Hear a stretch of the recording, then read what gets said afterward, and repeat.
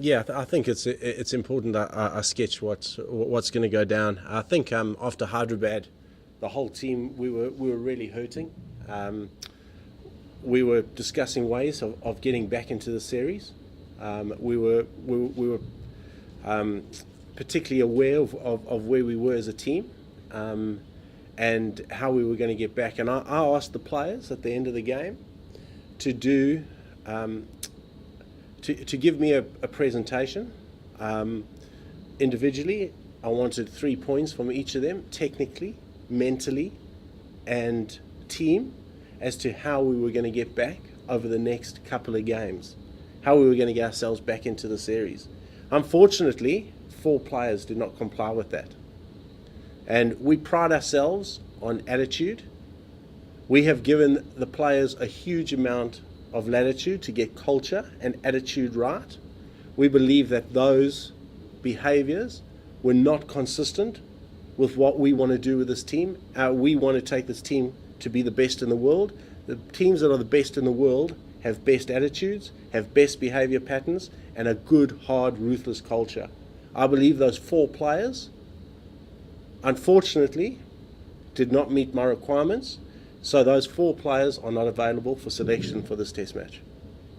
It's a line in the sand moment. As I've said, we've given these guys absolute clarity. We've given this team a huge amount of time to buy in with what we want to do for the Australian cricket team. We've given a vision to these guys that is spelt out. We've given an expectation that is spelt out. And although this one incident might seem very small in isolation, this is in fact a line in the sand moment for us as a unit in our quest to become the best in the world. Who are the 4? 4 players are Watson, Pattinson, Khawaja, and Johnson. So they're all unavailable for the next test? Yep. Are you shocked, Mickey? I mean, when you set them this task, you couldn't have envisaged this would happen. No, it didn't. And the task, understand, in isolation is one drop in the ocean as to where we want to go, with this cricket team. It has been the toughest decision the leadership team of myself, manager Gavin Dovey, and captain Michael Clark have ever had to make. It's a tough decision. But the ramifications for that within our team structure and the message that it sends to all involved in Australian cricket is that we're pretty serious about where we want to take this team. We're pretty serious with what we want to do with this cricket team. Is it a one-strike policy, or do these guys have a record? If I have to be honest, we've looked through the last year. Pup and I have been immensely focused on winning cricket games. Perhaps the little 1%ers have slipped, and we just feel that this is, irrespective of who the personnel are, that this is the line in the sand moment. This is, I guess, the instance for us where we're actually making a massive statement to everybody out there and the rest of the world that we're pretty damn serious about what we want to do. It's serious for 3 people, sure, but for a vice captain to be done, that's incredibly serious. Well, it's extremely tough. It is extremely tough to sit here and make that decision. I wish it wasn't the vice captain. I wish it wasn't Shane Watson. I wish it wasn't Mitchell Johnson. They're leaders within the team who, I have to say, train and prepare and are very professional with the way they go about their business. But this was a moment where we had to make a statement, irrespective of who the players were. So have they given any indication as to why they didn't? Well, I first obviously asked them because I wanted to make 100% sure, and myself, Gavin and Michael, wanted to make 100% sure that maybe it wasn't stuck in the outbox, or they'd put it under the wrong door, or whatever it was, and they hadn't. Shane was going to talk to me today about it, as was James Patterson apparently. Mitchell and Uzi forgot about it. But you know what? I wanted it by Saturday night. And as severe as the consequence is, if we remove the names, I think it sends a proper statement of what we want to do with this cricket team. So Was how this a long written? did you go? Was this a written thing? When you say presentation, The guy, they could do it in any way. It could be in writing and putting something on my door. It could have been in an email.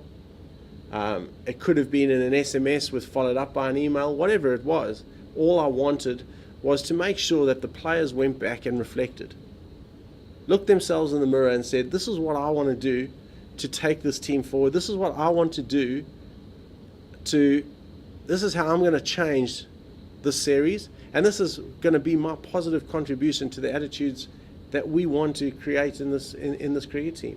So it was 3 reasons. Can I just clarify that? I wanted 3 points from them. A lot of guys came to my room and did a presentation. A lot of guys have written fantastic emails. And some guys put notes under my door. It was their preference. As a management team, though, and a leadership group, and I must understand. You must understand that myself, Michael Clark, and Gavin Dovey made these decisions together. We as leaders feel we need to project a very united front, and with the current team that we have, we need to be pretty ruthless if we're going to achieve our objectives. So Mickey, have you spoken to the 4 guys? I mean, when were they told? Myself, Gavin, and Michael have spoken to the 4 guys individually, and then we've presented it onto the group This morning. When were they? this morning. What was their reaction?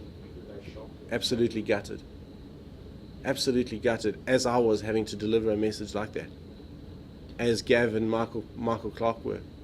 We were all pretty gutted about it. But you know what? Here to and no further. This is the expectation if you want to play cricket for Australia. Was Kalani going to be in the test side? They were all a chance. They were all a chance of playing. And that hurts us. Yeah. But you know what? Somebody else will step up to the plate. And hopefully this message hits home. Might be some, I guess, short-term pain around the squad and between the guys. Is that something that you just have to accept? We did a presentation to the players this morning. I think the best thing that these 3 days off have given me is reflection time. Is to reflect on how well have I been going in my job, like I expect everybody else to do when you're 2-0 down in the series. And myself and Pup came to the conclusion that we have been so focused on winning cricket games that that maybe some people have been cutting corners. Perhaps there have been some soft options taken, and we decided that we needed to really get that in line. The key for us and our commitment to the players, to the rest of the support staff, the 3 of us have committed that we need to be totally consistent with this going forward. So is this a black mark for the Ashes, Mickey, or do you wipe the slate clean after this? Or We wiped the slate clean after the last day of this test match.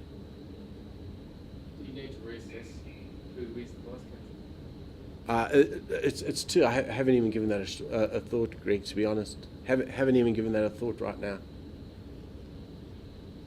Pretty harsh, but where we at, pretty much needed, guys.